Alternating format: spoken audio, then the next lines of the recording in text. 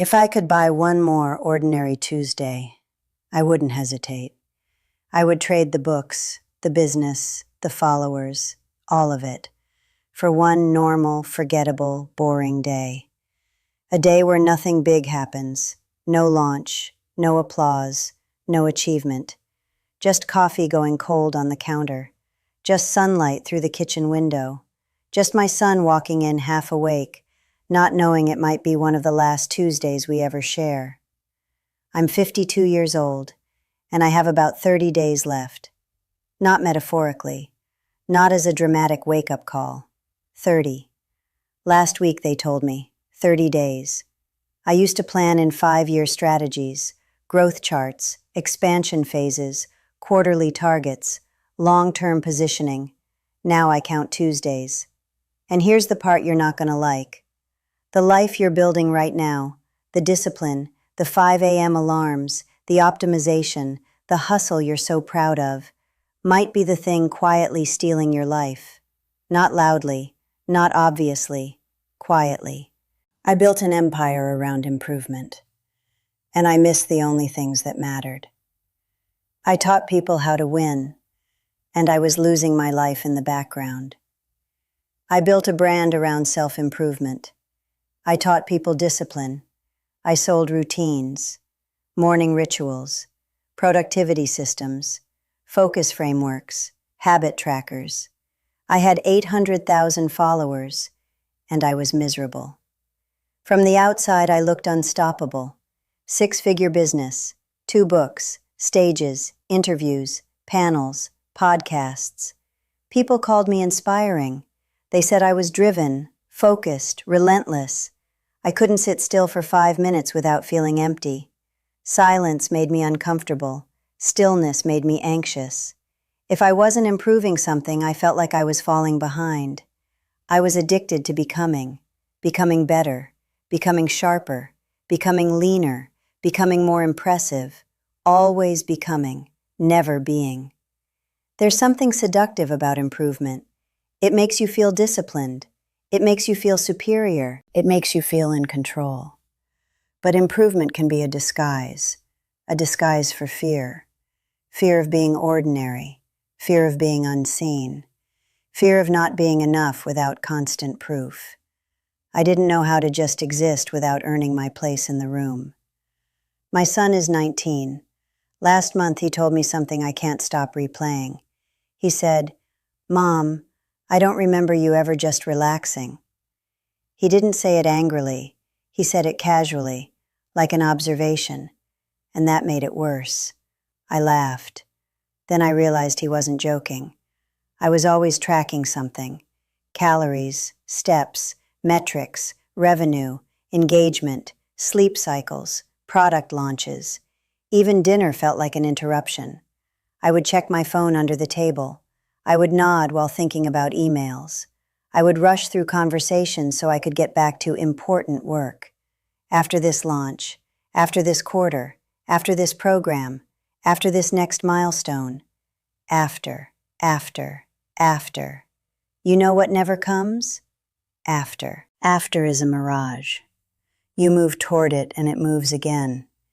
You reach the goal. You move it. You hit the revenue target. You raise it. You publish the book. You start planning the next one. The finish line keeps running from you, and you keep running with it. I thought discipline was the highest virtue.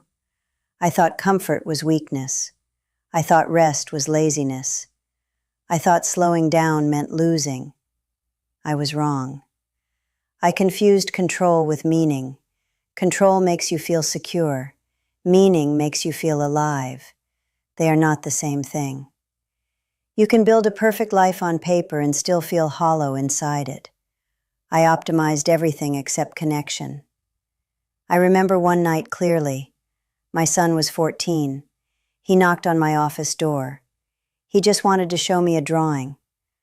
I remember feeling slightly irritated.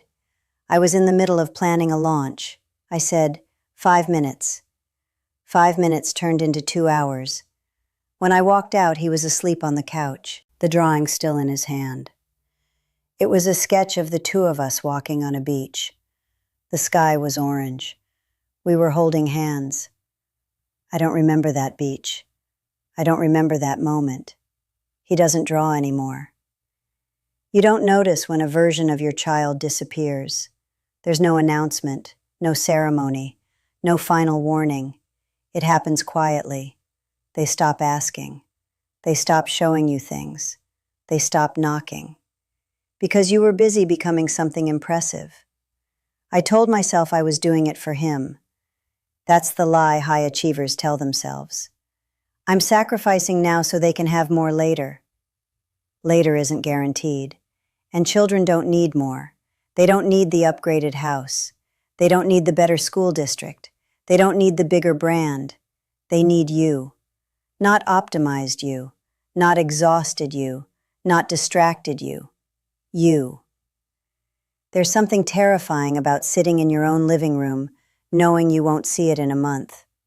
The couch, the kitchen light, the stupid squeaky cabinet, the half-read book on the table, the way the house smells in the morning.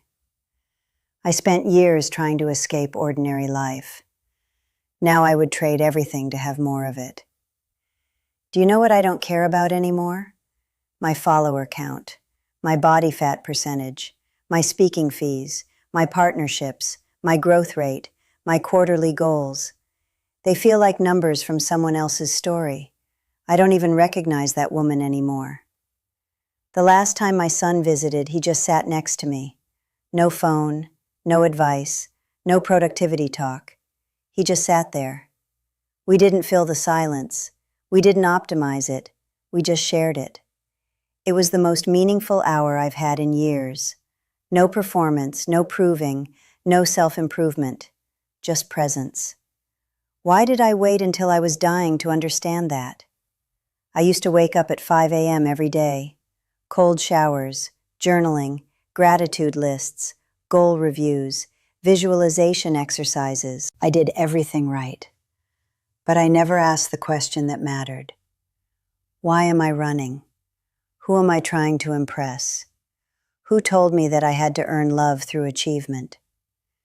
When you strip away the routines, the achievements, the identity, who are you?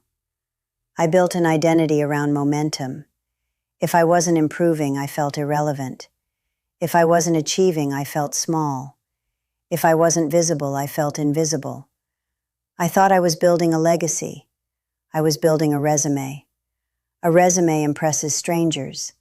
A legacy lives in the nervous systems of the people who love you. If everything you're chasing disappeared tomorrow, who would still call? Who would still show up?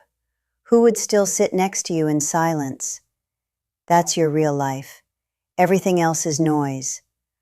I'm not afraid of dying. I'm afraid of how little I allowed myself to live. I postponed joy because I thought it had to be earned.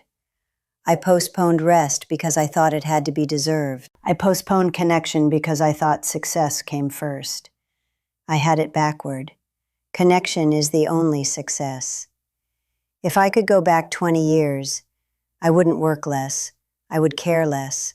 I would let people misunderstand me. I would let opportunities pass. I would leave things imperfect. I would miss deadlines for birthdays. I would cancel meetings for beach days. I would choose laughter over leverage. I would stop trying to be extraordinary and allow myself to be ordinary. Ordinary mornings, ordinary dinners, ordinary boredom, ordinary laughter. That's what stays. I have 30 days left, maybe less, and for the first time in my life, I am not optimizing anything. I am not improving anything. I am not building anything. I am just here, breathing, feeling, listening, looking at the people I love, and wishing I had done this sooner. You think you have time. You think you'll slow down after the next goal. You think you'll reconnect once you're secure enough. You won't. Because achievement is addictive. Becoming is addictive, and it never satisfies. Present satisfies. Connection satisfies. Being here satisfies. You don't need a diagnosis to wake up. You don't need tragedy. You need honesty. If you keep living like this, what are you actually building? And who are you losing while you build it? I can't change my story, but you can still change yours. Don't wait for permission. Don't wait for collapse. Don't wait for 30 days left. If you have a Tuesday coming, don't trade it for something that won't hold your hand when you're gone. You still have time. Use it differently. Not louder, not bigger, differently. Because in the end, you won't remember your metrics. You won't remember your launches. You won't remember your growth charts. You'll remember who was in the room and whether you were truly there with them.